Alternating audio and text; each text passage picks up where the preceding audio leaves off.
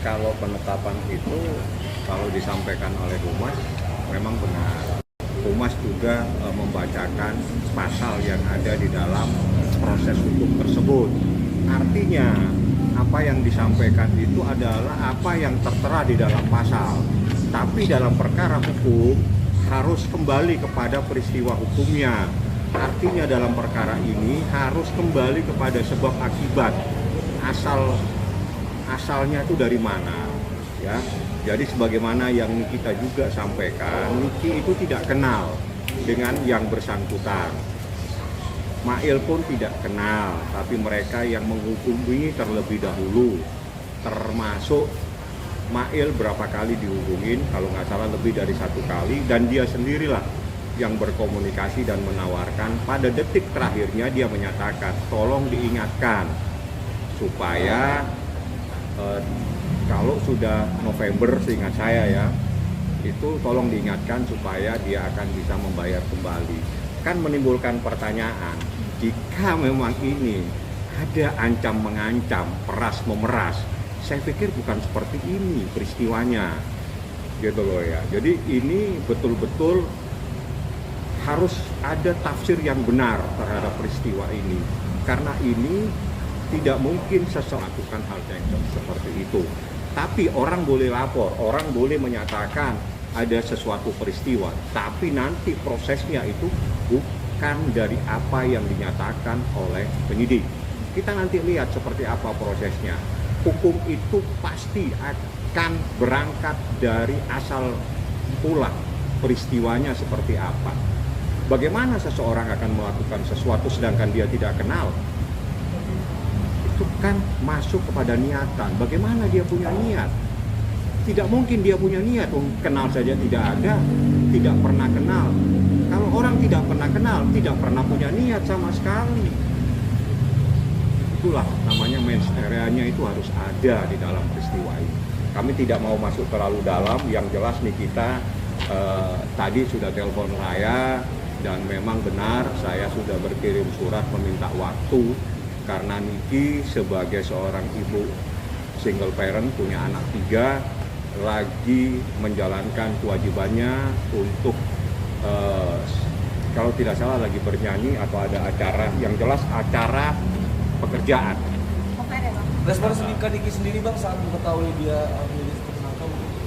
Saya kan tidak ketemu dia, cuma telepon. Nanti kalau ketemu saya lihat responnya seperti apa. Sudah ada obrolan Bang? Ya mana dia kan lagi acara, dia cuma telepon, Bang minta tolong tunda, ya saya tunda.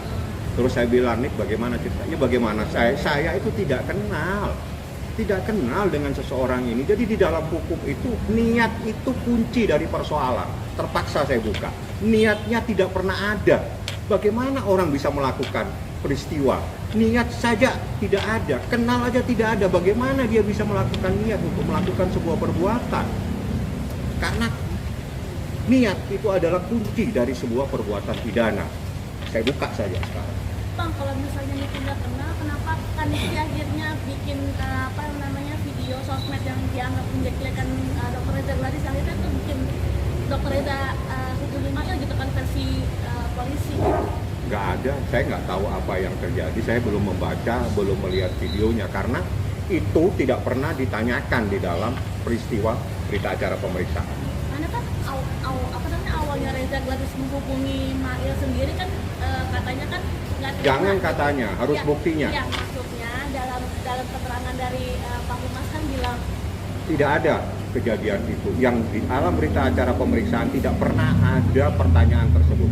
yang soal Tidak ada sosial, pertanyaan itu. kayak Jadi gitu, Bang. tolong baca lagi BAP-nya. BAP-nya tidak pernah ada pertanyaan tersebut. Yang ada tentang benar tidak dia terima. Benar tidak dia kenal? Tidak kenal Nikita. Jadi kalau Nikita tidak kenal terus tiba-tiba melakukan pemerasan, bagaimana caranya dia melakukan pemerasan? Kenal tidak? Niatan di dalam perkara pidana itu yang paling penting. Itu namanya mens areanya paling penting. Tidak punya niat. Kalau tidak kenal ya tidak mungkin ada niatan. Terus bagaimana tiba-tiba ini menjadi sebuah pemerasan dan sebagainya? Yang kedua, ini kan ada persoalan yang lebih penting dari masalah ini, adalah ada sesuatu, dan itu apabila menurut beberapa, nanti biarlah itu dari BP POM atau apa, kalau ini adalah sesuatu yang berbahaya, itu kan terkait dengan masyarakat yang ada di Republik ini, dan itu masyarakat juga harus diselamatkan. Jadi yang lebih penting, kita jangan fokus kepada persoalan yang kecil itu. Ada yang lebih besar dari persoalan ini, tolong jangan ditutup masalahnya. Itu saja yang saya ingin sampaikan. Nggak usah baca itu, nggak ada di situ. Nyari bang. Nggak ada di situ, emang nggak ada kok. Tapi kasus ini selalu naik lagi kali Mas. Bapak. Terus nanti bakalan ada musuh-musuh yang nggak suka sama Nickler juga nih, yang bakalan munculan gimana ya? Hidup ini kan harus dijalani. Kita jalani saja seperti apa. Yang jelas nih, kita tadi telepon saya hanya minta, Bang, tunda. Saya ada di sini, saya lagi menjalankan kewajiban saya, karena kalau saya tidak melaksanakan ini, saya kena denda. Oke. Karena kita bisa sampaikan, kita minta kebijakan kepada penyidik. Ya alhamdulillah penyidik juga bisa memahami bahwa dia sebagai seorang ibu, single parent, punya anak 3, ada kewajiban dia mencari nafkah.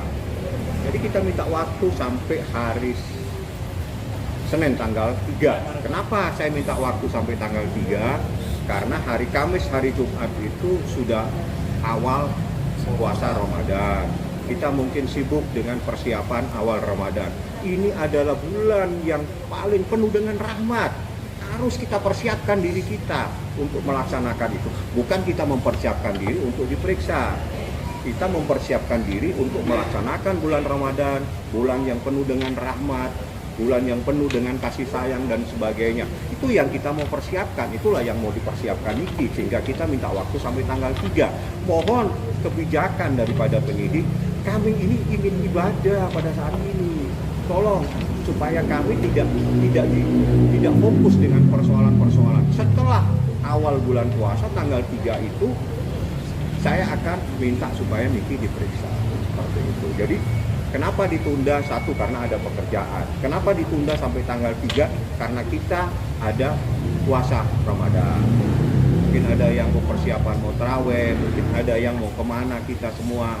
Ya itu adalah sesuatu yang kita selalu tunggu selama 1 tahun, itu adalah bulan Ramadan. Ya.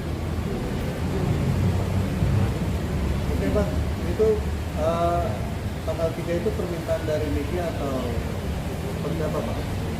Jadwal ditundanya? Ya, dengan alasan satu, harusnya kan tadi diperiksa, dan itu kita terima panggilannya itu tanggal 18, seingat saya disuruh datang tanggal 20. Ya, saya tanggal 19 sudah melayangkan surat. Saya minta supaya ditunda, mohon kebijakan kepada penyidik. Kita ada kewajiban mencari nafkah sebagai single parent. Kalau tidak salah di Bandung, ya. Saya karena hal-hal yang pribadi saya nggak pernah tanya. Setelah itu saya juga menyampaikan bahwa sebentar lagi bulan puasa. Kami mohon biarlah kami konsentrasi dulu di bulan puasa ini 1-2 hari saja, supaya pemeriksaan itu bisa dilaksanakan pada hari Senin tanggal 3. Kenapa? Seingat saya bulan puasa itu tanggal 1. Ya, jadi mungkin ada yang mau persiapan yang taraweh, mungkin teman-teman wartawan ada yang mau pulang, atau yang mau ketemu dengan keluarganya dalam menjalankan ibadah puasa Ramadan. Jadi hal-hal yang memang logis kita minta penundaan, seperti itu kejadiannya. Bang,